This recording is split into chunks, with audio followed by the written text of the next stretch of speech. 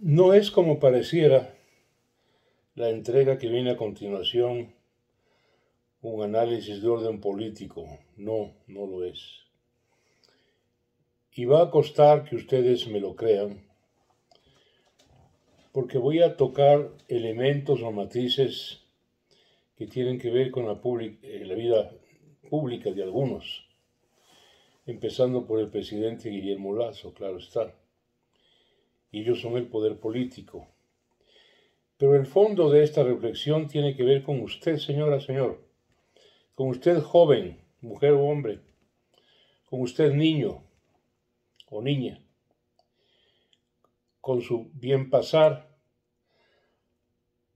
con su falta de recursos, su ausencia de empleo, sus problemas y limitaciones económicas, la precariedad que viene a los hogares ecuatorianos, la suerte de 5 millones de connacionales que viven, como he dicho y repito, con menos de $2 diarios. 5 millones de ecuatorianos.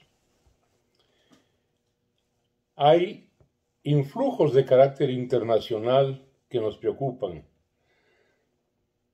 La pandemia que no ha cesado, no obstante de que el virus está debilitado o envejecido, como ustedes quieran. Pero la pandemia está presente y tendremos que afrontar nuevas cepas. Y ahora la guerra iniciada por Putin contra Ucrania, que está encareciendo naturalmente el precio del petróleo, el precio de los alimentos.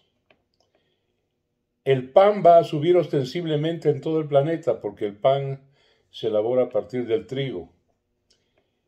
Y por ejemplo, trigo no producimos los ecuatorianos, como no sea de manera muy marginal. Un gran cerealero en el planeta es Ucrania justamente, pero ¿cómo pedirle a Ucrania que produzca trigo en actual circunstancia donde tiene que soportar la guerra? Todo va a encarecerse y claro, petróleo, alimentos, materias primas, pandemia más fundamentalmente la causa de la guerra, van a provocar a nivel planetario un proceso de inflación que nos va a tocar también a nosotros los ecuatorianos. Pero estos son insumos o matices externos que van a afectar la economía de los hogares, de los ciudadanos, de la sociedad civil de nuestro país. Por eso dije al principio, el comentario no es político, tiene que ver con sus bolsillos, con su bienestar o su contrario, las penurias, las limitaciones y las carencias.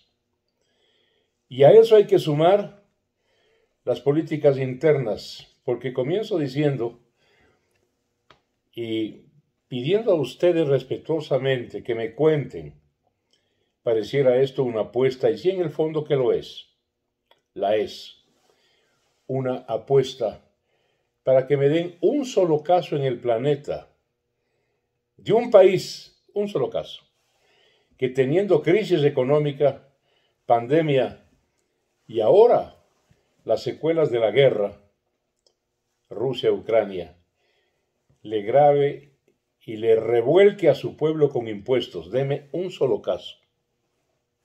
Y como suelo decir, pierdo mi vehículo que está acá afuera aparcado, pero si gano una Coca-Cola que me encanta.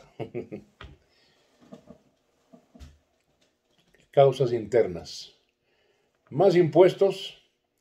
Preocupación fundamental del presidente de la República, Guillermo Lasso, por mantener solvente la Reserva Monetaria Internacional, que se acerca a 9.000 millones de dólares, y los cálculos y las proyecciones arrojan que luego de su estancia en el poder, 3 años más, la reserva estará en 16.000 millones de dólares, lo cual no es malo, es una cosa buena. Lo malo es ¿para qué sirve eso?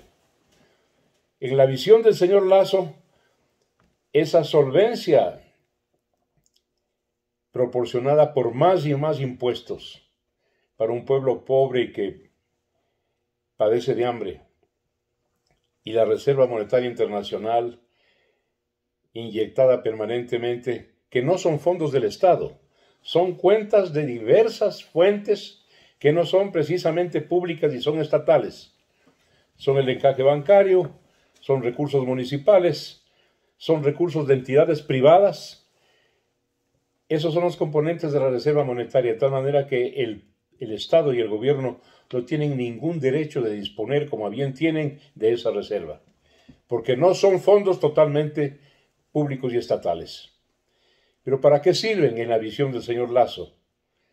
Para favorecer a los acreedores internacionales de la deuda externa, para favorecer a los banqueros, para favorecer a los tenedores de los bonos, que son súper, hipermillonarios, menos de 100 en el país, que tienen el grueso de los bonos global, que tienen sacrificado al pueblo ecuatoriano. Obviamente tienen sus agentes, tienen sus criados, sus empleados domésticos. Uno de ellos es el ministro de Finanzas de Lasso, el señor Simón Cueva, el señor Augusto de la Torre, y otros como ellos. Y los que escriben a favor de ellos, en la prensa que todavía les da cabida. Porque dicho sea de paso, la gran prensa, salvando excepciones, en una situación crítica, vive de la publicidad que le da el Estado y le da el gobierno. Por eso, al menos quien habla, cuando lee las notas de prensa, radio, televisión, por este vínculo de carácter publicitario con el Estado, con el gobierno, cuando ve esas noticias, esas opiniones, quien habla divide para 2 y mejor para 10. Pero el hecho de fondo que configura la tragedia nacional en el orden económico, porque eso es lo que importa en este comentario, es que el señor presidente Guillermo Lasso se ha rodeado de los mismos que ya le hundieron al país. Porque los conozco de cerca, porque estuve en su partido y me quisieron expulsar por disociador, por denunciarlos cabalmente. Se trata del doctor Hurtado, que cuando se presentó, recuerden ustedes, como candidato a la presidencia, sacó el 1%, 45 mil votos de entre 6 millones de votantes. Usted, doctor Hurtado, que tiene sus méritos indudablemente, debió haberse retirado para siempre de la política y de fungir como analista de orden político y económico del país, porque con 1% que usted sacó y la enorme mayoría que lo rechazó, usted, como bien dijo alguien, creo que Correa, es un cadáver insepulto.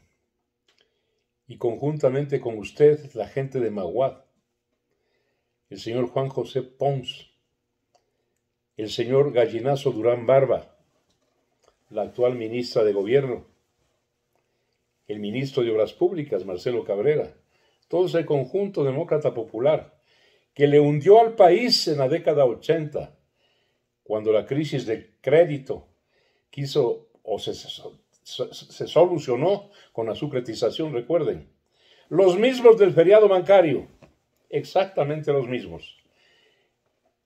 Y esta misma cohorte, comparsa, hueste, es la que va a hundir al gobierno de Guillermo Lasso. El periodista Carlos Vera le preguntó ahora recientemente en una entrevista al presidente de la República el papel que jugaba otro de los factotum de la tragedia nacional, Ricardo Noboa Bejarano. Hoy conocemos que el señor Ricardo Noboa Bejarano maneja las cuentas y los intereses del presidente de la República, que es un banquero. Llegado al poder se olvidó de que es presidente y recobró su esencia de banquero y tiene cuentas de intereses en paraísos fiscales, mismas que son manejadas por el estudio jurídico del señor Ricardo Noboa Bejarano. Dicho sea de paso y como anécdota, cuando alguna vez le preguntaron a Carlos Julio Arosemena por este apellido compuesto Noboa Bejarano, él dijo, era un gran hacedor de frases, ¿recuerdan? ¿Cuál de los dos? ¿El bobo o el vivo? Con lo de bobo se refería al expresidente de la República y vicepresidente de Maguad, el doctor Noboa Bejarano, ya fallecido. Y con lo de vivo, que no dijo vivo, dijo otra palabra mucho más fuerte, mucho más agresiva, sinónimo de vivo, se refería justamente a Ricardo Noboa Bejarano, hoy uno de los soportes, de los consejeros, de los asesores y de los pilares del actual gobierno. Todo es un conjunto que nos hace ver, amigas y amigos, un presente de muy mal aspecto y un futuro aún peor. En el orden, repito, orden económico más que político. Muchísimas gracias, amigas y amigos, por permitirme reflexionar sobre esto hoy día. Un abrazo. Hasta mañana.